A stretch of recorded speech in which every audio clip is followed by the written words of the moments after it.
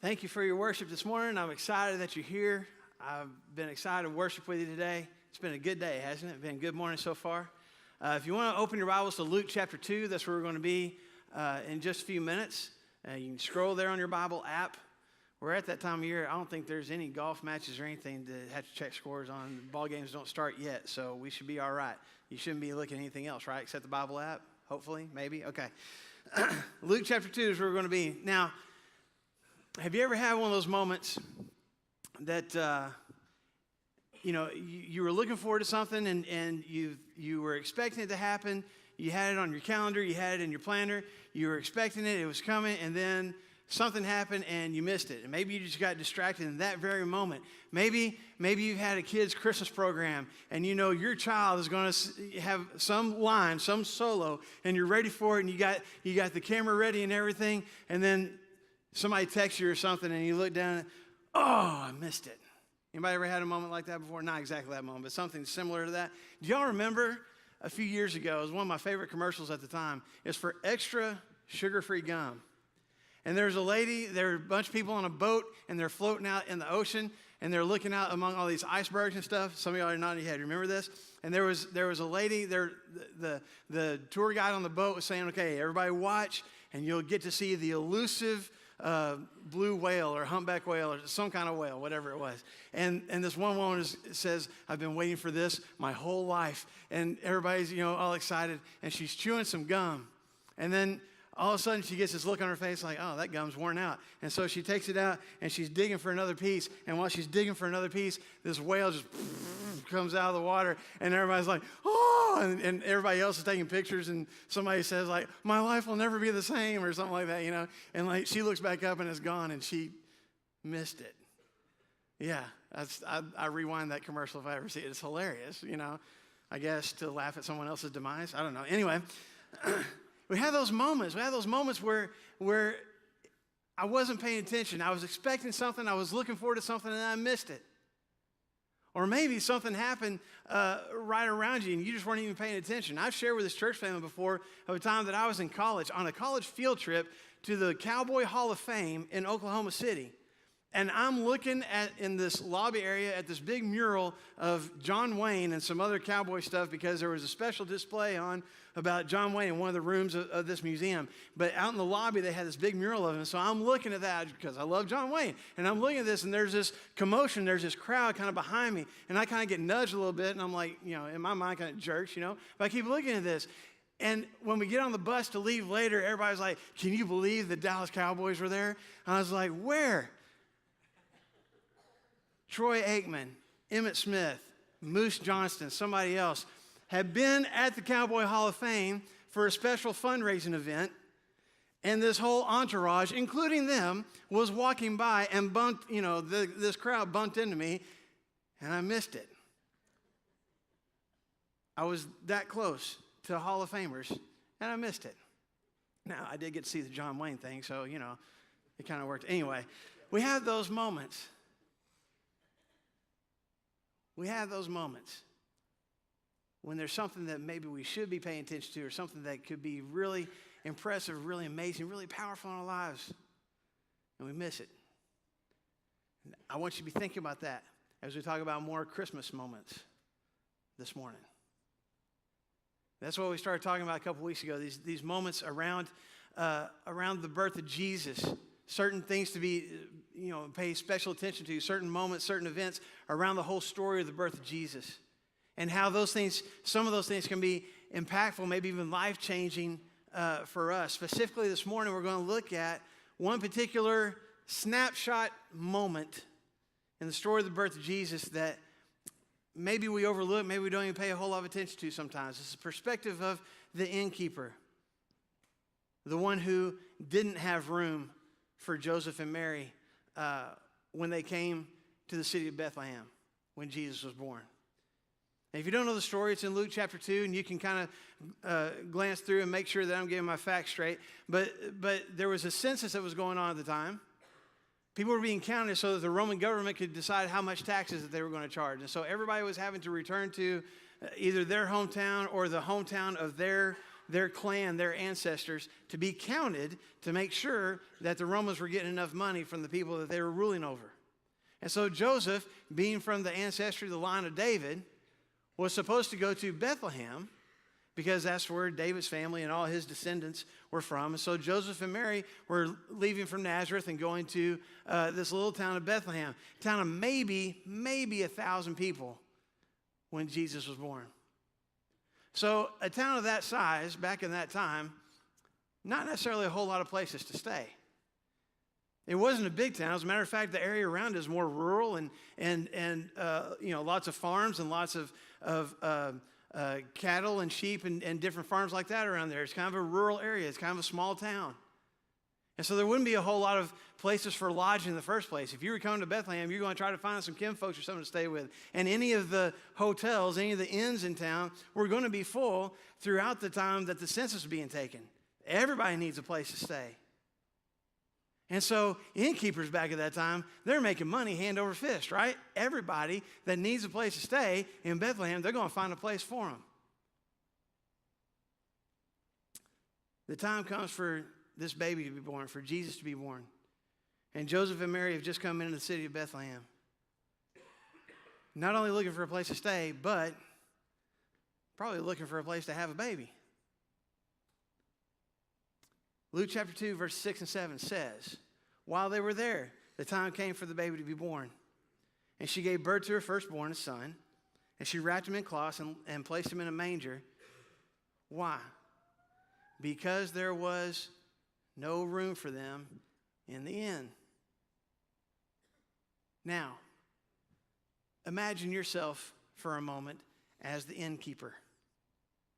Because this is really, the innkeeper is not even mentioned in Scripture. This is the closest that we get to hearing about him. And so I acknowledge ahead of time, I'm looking at this from a perspective that the Bible doesn't give us a whole lot of details about. But imagining myself as the innkeeper, there's part of it that I'm looking at right now going, man, I'm making lots of money right now, and there's lots of people in town, and there's lots of responsibilities. If there is no room in the inn, that means all the rooms are full. That means I got to take care of a lot of different people. I got to make sure that all their needs are being taken care of, that everybody has water and fresh, cloths on the beds and whatever they did the beds with back then. I got to make sure that people are fed in the morning. I got to make sure all these different things are being taken care of. I got a lot of responsibilities. And when this couple comes, this Joseph and Mary, Joseph is a carpenter by trade. Those people don't make a whole lot of money. Those people are kind of low on the totem pole as far as social status is concerned. It's not like he came walking in with big old bags of gold and going, I need a room. What you got? He's basically begging for a place to stay. And Mary, at this time, is can I say severely pregnant? That's not offensive, is it? I hope. She's about to pop. How's that? And if you're the innkeeper, who wants to deal with that? Who wants to be making sure that all her needs are being taken care of while I got all these other guests to be taken care of? Who wants to try to calm the other guests down while the lady down the hall is screaming in labor pains?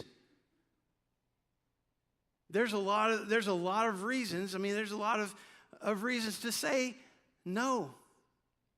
To say we don't have room. And there may not have been room. All the rooms may have been taken. Every inch of floor space may have been taken. But there's part of me that wants to talk to the innkeeper and go, could you not have made room? Couldn't you have somebody double up in a bed?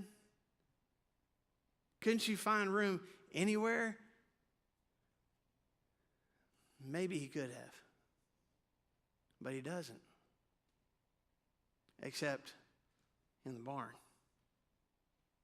Y'all can go stay in the barn with the animals if you want to. I got no room for you here. And here is the Christmas moment that I want us to focus on this morning. Because in this moment, the innkeeper has the opportunity to do something compassionate and gracious and kind for a couple that desperately needs it. But not only that, This innkeeper in this moment has the opportunity to be in the presence of God. After centuries of separation from God, God is coming to this planet, to this world. He is stepping into our world, into all of our messes and fear and stress of all the things that are going wrong and all the things that are broken in this world. He's coming to it. He's coming to us. He is becoming one of us. And this innkeeper had the opportunity to somehow be a part of that. But he's too busy. Or he's too selfish. Or he's too preoccupied. However you want to label it, he's too distracted to see God's presence right in front of him. It's right there. He has the opportunity to participate in it. And he missed it. And that's what I want to focus on for just a few more minutes this morning. Because I think that's where many of us find ourselves. I think that's something that a lot of us struggle with. I believe we have opportunities on a regular basis, maybe even on a daily basis, to witness God's presence in our lives. But we're too distracted to see it. We miss it. We have God's blessings all around us. We have homes, we have cars, we have clothes, we have food. There's some of us that have bigger homes than others. There's some of us that have nicer cars than others. There's some of us that wear more expensive clothes than others. But I'm looking around this room, we all got it. We have a lot of physical blessings. We've got jobs, we've got families, we've got stuff that we've probably got more stuff in our homes than we actually even know what to do with. How often do we acknowledge God with those things? How often do we thank God for those things? How often do we stop and look around and go, God, I'm amazed at what you've given me. We have all sorts of things that we ask God for.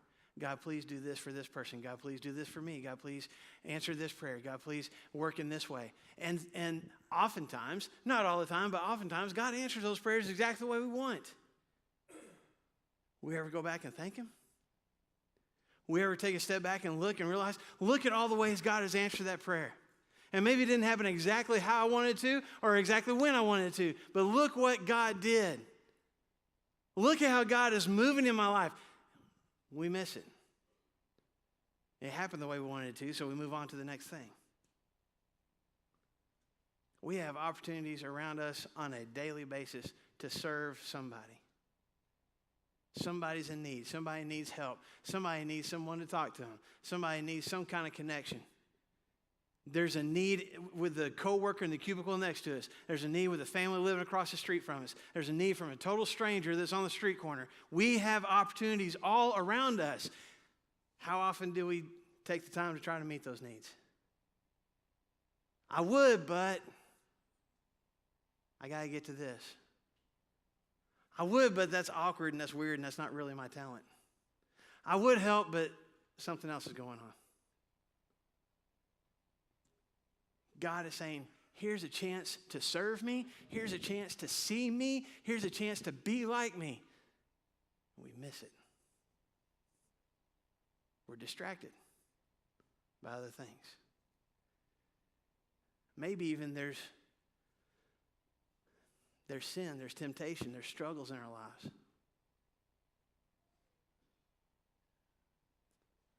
And we never take the time to acknowledge when God gives us victories over those things. Or we struggle, we worry, we fret over the same addiction, the same temptation, the same resentment, the same problem, the same struggle over and over and over again. And God is saying, if you will let me, I will take this from you. I will fight this battle for you. I will get rid of it. I will set you free. Now I got to fix it myself. Got to get myself right. Got to pull myself up by my own bootstraps. It's my responsibility to take care of this. We miss the opportunity for God to work in powerful ways in our lives because we're too distracted. God reveals himself. God moves in powerful ways, and I miss it. And maybe, folks, maybe it's just me. Maybe I'm preaching to myself today. So be it. You're going to get to listen, because this is something that I struggle with all the time. I get distracted. And there's several different things that distract me and maybe distract you as well. And I want to see if you have some of the same struggles that I do, and then we'll talk about a couple ways to deal with it. But I find myself being like the innkeeper. I find myself being distracted. First of all, I get distracted by my schedule.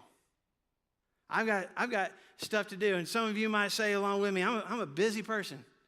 I've got responsibilities with my job, and I've got meetings, and I've got special projects that I got to do, and some of us would say, not only that, I've got kids to take care of, I've got their activities, I've got teams and practices and games, and I've got play dates, and I've got recitals to go be a part of, and I've got to clean the house, or I've got to clean the yard, or I've got to clean the car, and I've got friendships to maintain. I got to talk to that person. I got to go see those people. I got to go eat dinner with those folks. I got trips to take. And don't forget the 3 or 4 hours I spend a day on social media.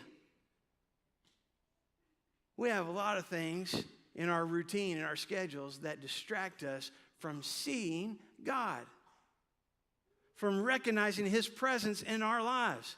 I've got so much filling my schedule. I've got so many things on my list of things to do that I don't even see God's presence in all those things that I'm trying to get done.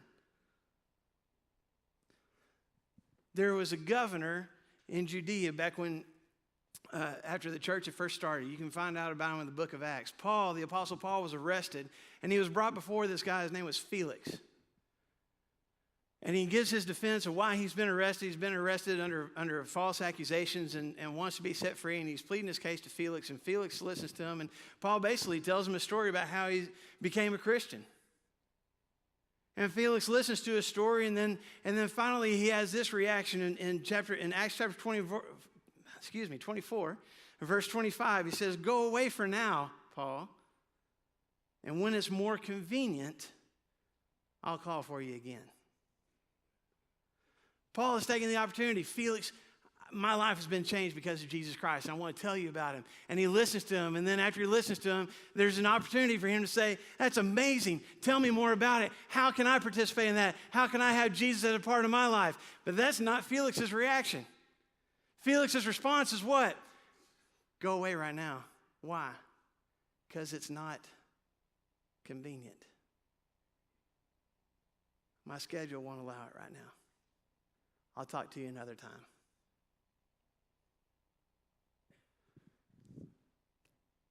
I find myself sharing the same words as Felix. There's opportunities to serve. There's opportunities to connect. There's opportunities to just be still and watch what God is doing. I'll watch later when it's more convenient. I get distracted all the time by my schedule. I get distracted by my stuff, by the things that I have. Many of us do. Our cars, our homes, our TVs, our tablets, our smartphones, our clothes, the status that comes with all those things. And even holding on to some of those things, some of us get ourselves into lots of debt and lots of stress and lots of frustration because we're trying to hold on to all of our stuff and maybe even get more of it. And I can become so focused on holding on to my stuff, and I can become so focused on the recognition and the status that I get from having my stuff, and I am so stressed out about possibly losing my stuff that I can't hear God saying, "I gave you that stuff. I blessed you with it. I'll take care of you without it. Give me your heart. Give me your trust. Give me your stuff. Watch what I do with it. I'll use it to bless other people. I'm using it now to bless you." Jesus talked about this in Matthew chapter 6. He says there's all sorts of times that we worry about what we're going to eat and what we're going to wear and where our next paycheck's going to come from and all these different things that we worry and stress about. And Jesus finally says in chapter 6 and verse 33, seek first the kingdom of God. Seek first God's presence in your life. Seek first a relationship and a connection with Him. And then, you know what's going to happen? All these other things that you worry and stress and fret about, those things are going to be taken care of. God's going to give them to you. God's going to take care of you. I can't wait for God to do that. I'm too distracted by it. I'm too distracted by my stuff and too distracted by trying to hold on to it. I don't have time for His presence in my life right now. I get distracted by my schedule and my stuff. I get distracted by my problems. I get distracted by my problems. Some of you know this already. Just be honest with you guys. Yesterday evening, the youth basketball team that I coach lost not one but 2 games. You got to blame some of that on the coaching. So I'm already kind of perturbed about that.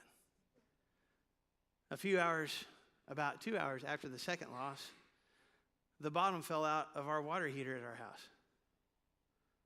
That's bad. And not only did the water, we now, at least until we get it fixed, have no hot water, we've got a little bit of water that entered the rest of the house and did some things. Okay? Hear me. I'm not saying all this to complain to you and for y'all to go, oh, bless your heart. I'm not looking for that. I'm saying I got problems. I'm going to get a new water heater. And we've got a house that we're going to stay nice and warm in. And in the grand scheme of things, 7th grade basketball is not that big a deal. But it's the burden that I'm dealing with right now. And it's a problem in my life. You've got problems. Some of your problems are worse than mine. I get that. We struggle with doctor's reports and bad health. We struggle with debt. We struggle with knowing how we're going to make these next payments and struggle with the guilt and the frustration knowing we were the ones that made the choices that got ourselves into debt in the first place.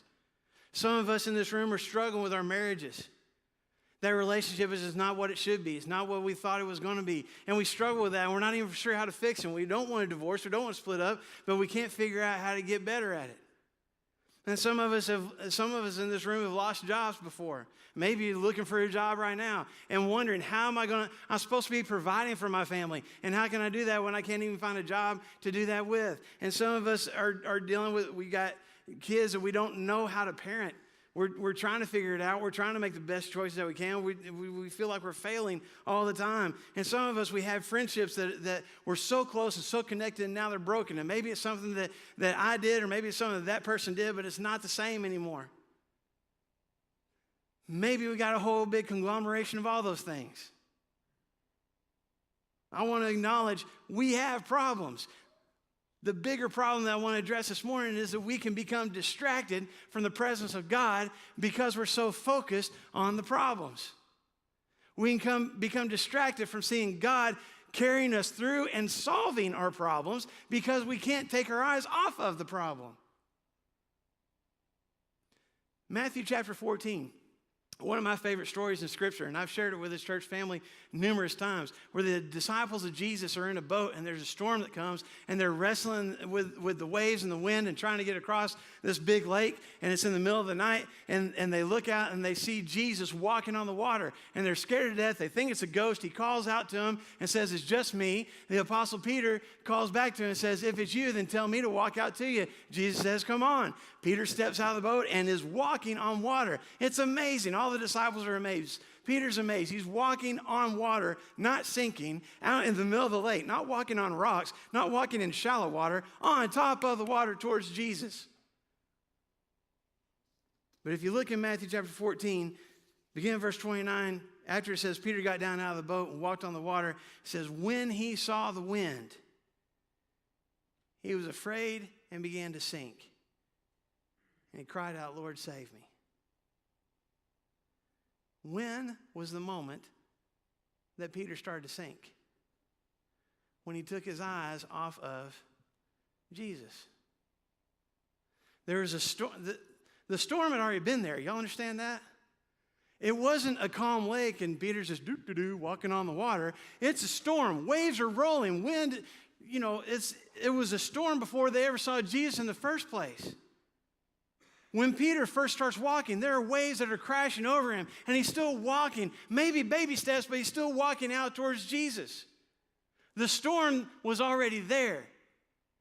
But he started to sink when he took his eyes off of Jesus and started looking at the storm. When he saw the wind, when he saw the storm, when he recognized this is a problem, and I don't know if I should even be here, he got distracted from the one who was walking through the storm with him. Oh, folks, that's where I find myself. There may be a storm swirling in your life right now. The waves may be sweeping over you. You may even feel like you're sinking.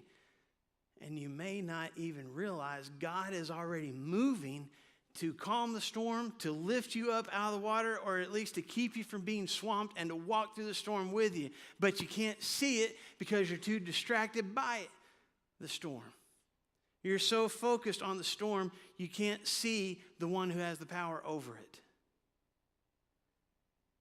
We can be distracted by our problems. We can be distracted by our sin, by the sin in our lives. I mean, let's be honest. Sometimes the reason that I can't see God, sometimes the reason that I can't feel His presence in my life is because I'm doing things that separate me from Him. And maybe it's an addiction.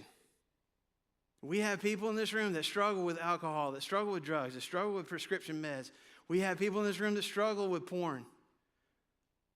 We have people who struggle with lying and with gossip. We have greedy people in this room, and they don't want to be greedy, and they don't want to be selfish, but it's there, and it's a constant struggle. We have people who struggle on a daily basis with resentment and bitterness. We have sin in our lives. We have things that pull us away from God.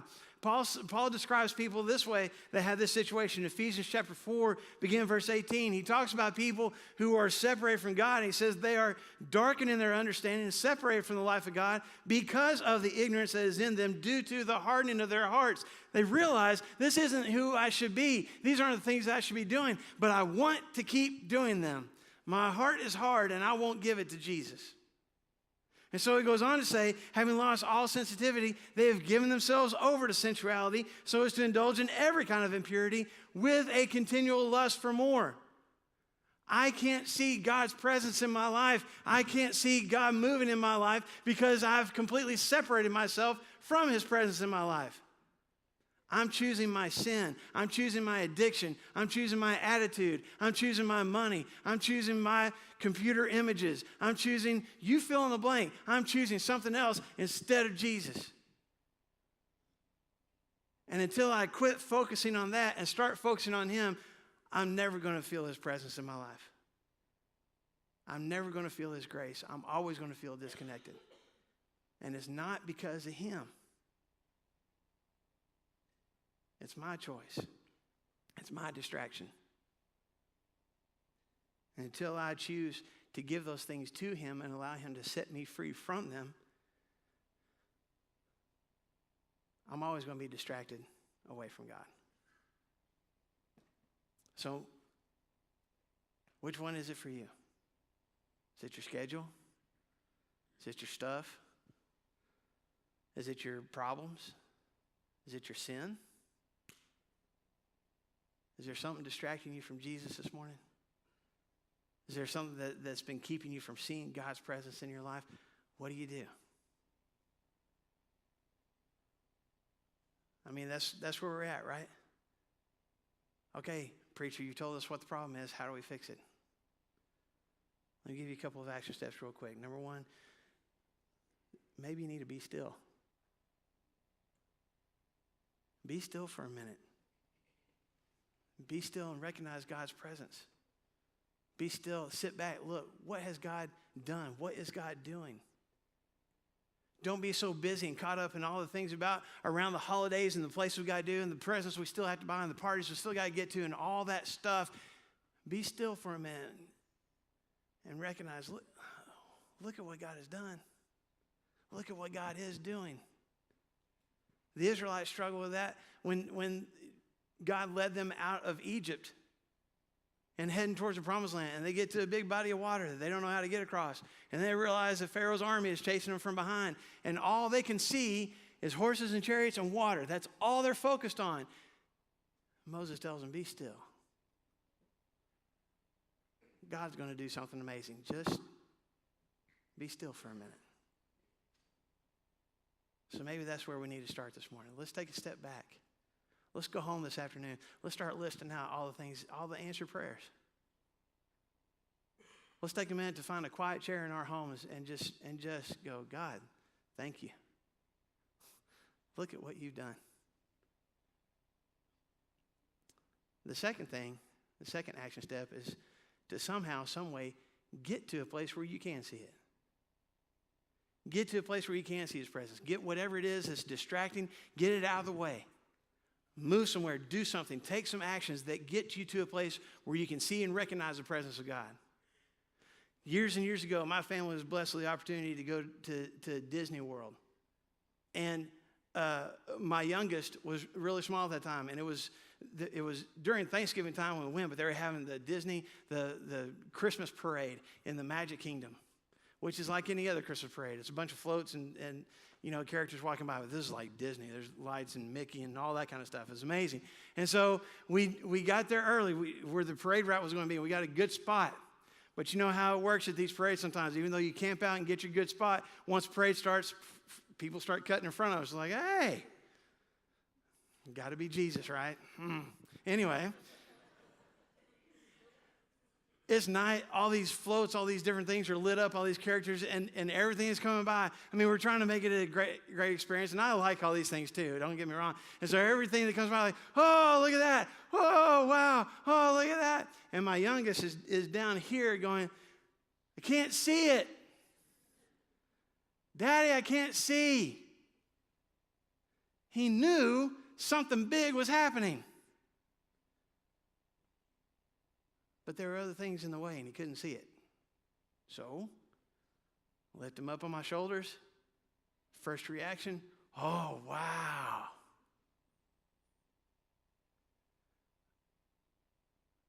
I find myself being in his situation, that parade.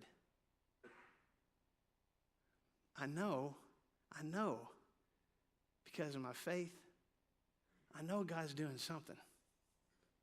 I know God's moving. I know he's touching lives. I know he's answering prayers.